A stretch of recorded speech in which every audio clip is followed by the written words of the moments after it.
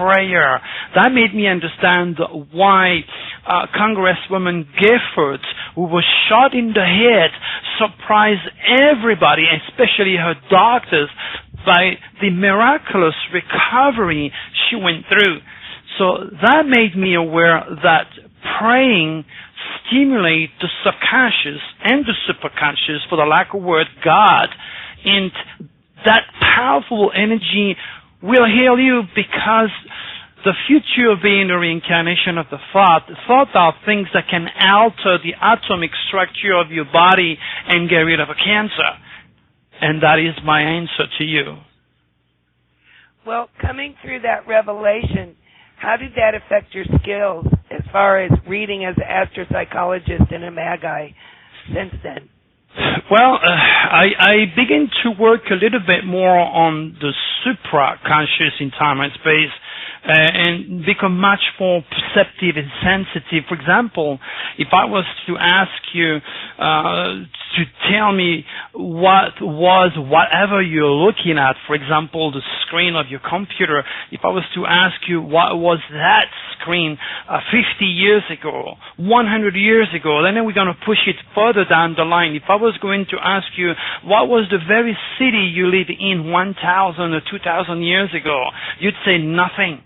And that reinforced my theory that the future is the reincarnation of the thought. And as the Bible said, we have been made in the image of God. And that means we like it or not, we know it or not, we accept it or not, we have been granted the same creative power than our Creator. And that's why it's so very important to never feed evil with negative thoughts and be constantly positive, so that you can manipulate that superconscious at your advantage. Manipulate is not the word. You can use, if you are allowed to perceive my information, of course, and my teaching, to use that incredible, endless, infinite power to bring about every single thing that you want, not just the screen of a computer or your wishes, but also heal your body, your mind, and your soul. And do you think that's made you more sensitive to be able to connect and reach out to others? Oh, indeed. I used to be pretty wild and pretty direct. I used to tell people exactly what it is without any concern, not realizing that like me, there are human beings that tomorrow could be feeling as low and as vulnerable as I felt when I was in Thailand, not knowing if I was going to be spared. So he made me much more humble. He connected me. That experience connected me with God and with the forces of the divine, and definitely shoot my intuition up to the roof. So you do see God as a He? I see God as an energy. Again, you were made in the image of God, so that means you were created with the image. And if I take a picture of you and a picture of God and shuffle the images, I would not know who is who at the end. So that made me realize that we are God in training on this dense physical world, and we are learning to handle the creative forces for the well-being of humanity as a whole. Of course, something that is not necessarily either understood or accepted by traditional religious values, but that you're asking me, so I'm telling you. We are God in training on this dense physical world, yes. So you do see him as a he, as a male entity? In time and space, there is no gender, there is no time, there is no space. It's omnipresent. It's very hard to put your hands in describing the divine. So I could say it depends on how you want to perceive it, but it's more of something that you cannot reach, you cannot touch, you cannot comprehend, but you can still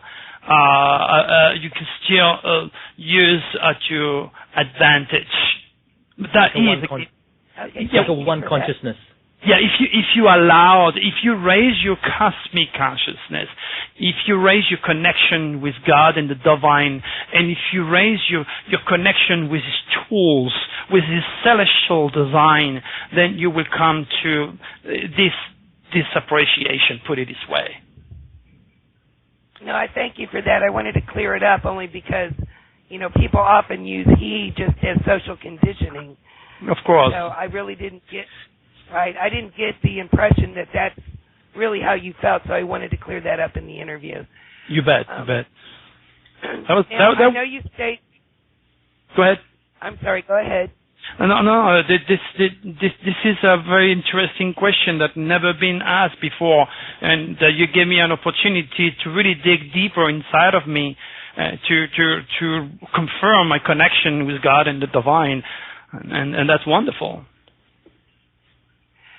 Well, let's take it a little deeper. I understand that you consider yourself a magi or a magician, and being one of those, I'm sure that you're aware there of the many arts and tools of alchemy that are available to the practitioner.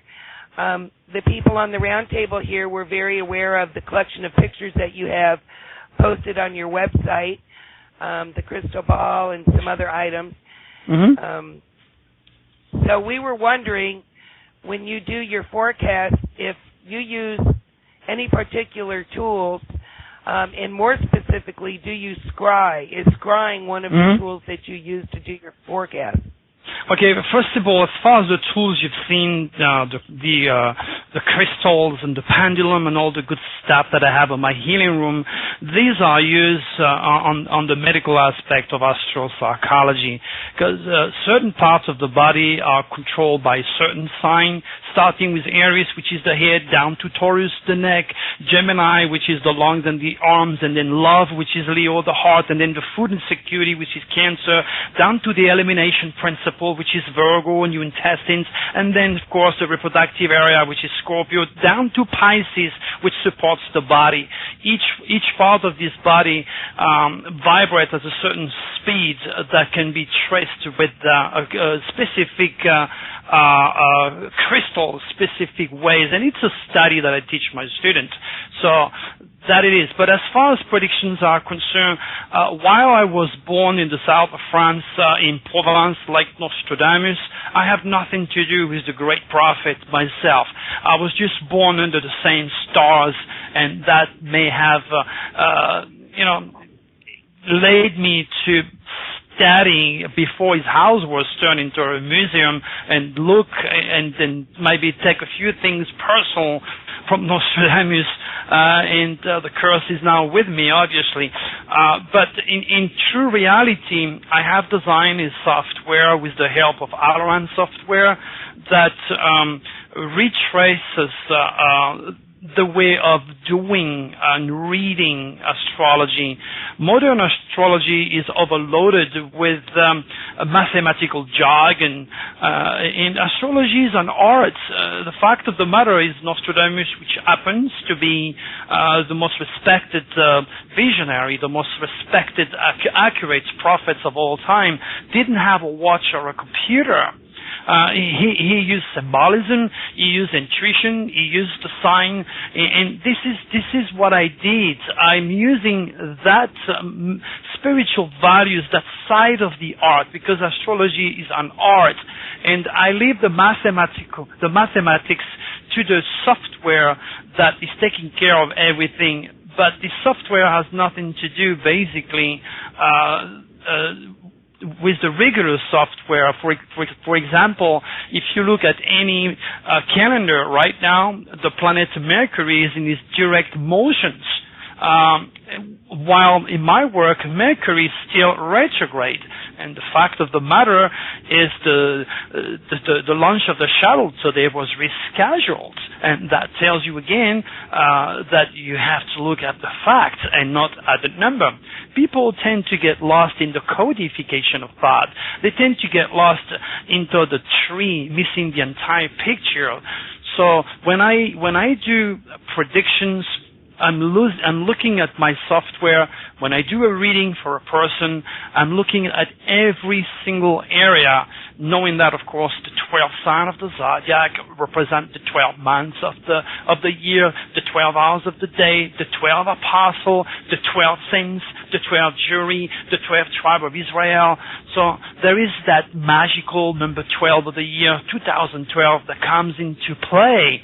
But it's far from being mathematical. So when you look at it, astrology, or modern astrology as practiced today, is more astronomy.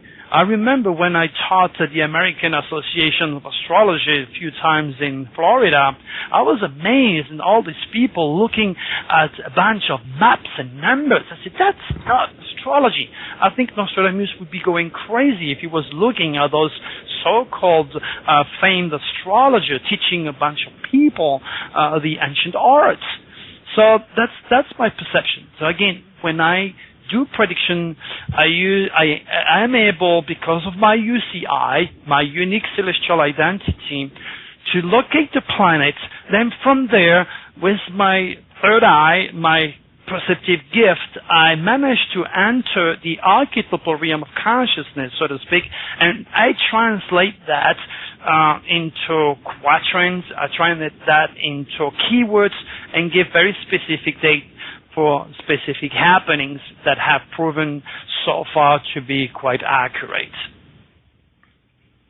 So, in relation to your alchemy, you're saying that you use that more specifically for healing? Indeed. Meantime, you can use. You could use also. What do you call that? Talisman. I recall when I was in England, I had this friend of mine. He was not exactly Mr. Attractive, and he was kind of upset because he saw me with quite a few different girls when I was training at the Royal School of Music in London, and he says, "Louis, what do you do? How do you do it?" And I asked for his date of birth, and he was born in May. And I thought, okay, I'll tell you what. Intuitively, I channeled the information that I should make this friend of mine a talisman that would compensate his fifth house lacking the seat of attraction between human beings. So Taurus is ruled by Venus, which is the goddess of love and beauty. Venus metal is copper, or the color you want to gain when you sit on the sun. You want to be nice tan. You want to get that copper tan. Okay, Charles Bronson is overloaded with his Venusian magnetism. So what I did, I gathered some copper. I waited for Venus to be proeminent. I waited for a waxing moon, and when all the stars were in good pattern, I melted the copper into the form of a heart. Okay, and I gave it to him. I captivated the celestial energy into this talisman, and I gave it to my friend. And you could be sure that he scored after that. You can manipulate the atomic structure of absolutely anything that if you know where it is and what's lacking. Of course, in the old days, they have tried to turn steel into gold, and you still did not figure it out. That might be a little bit more complicated. But as far as offering a friend of mine more magnetism and rebuild his fifth house, which is the seat of attraction between human beings, I did 100% success on that one. Thank you. Okay, the next question is from a forum member, Lua. Let me just see here. Sandra's not available at the moment, so I'll ask it on her behalf. Okay. Her question, Dr. Turi, to you is, I do not know very much about astrology, just the amount needed to know that I'm a Taurus, and that means I am somewhat bull-headed and want to create a nest to the earth. I understand that you use a form of astrology integrated with other methods for a basis for your predictions, and I would like to know how you interpret the placement of star positions to arrive at a specific interpretation as earthquakes or cataclysmic events. Can you explain briefly how the stars and the moon affect events as if you're talking to a relative novice on the subject? Okay.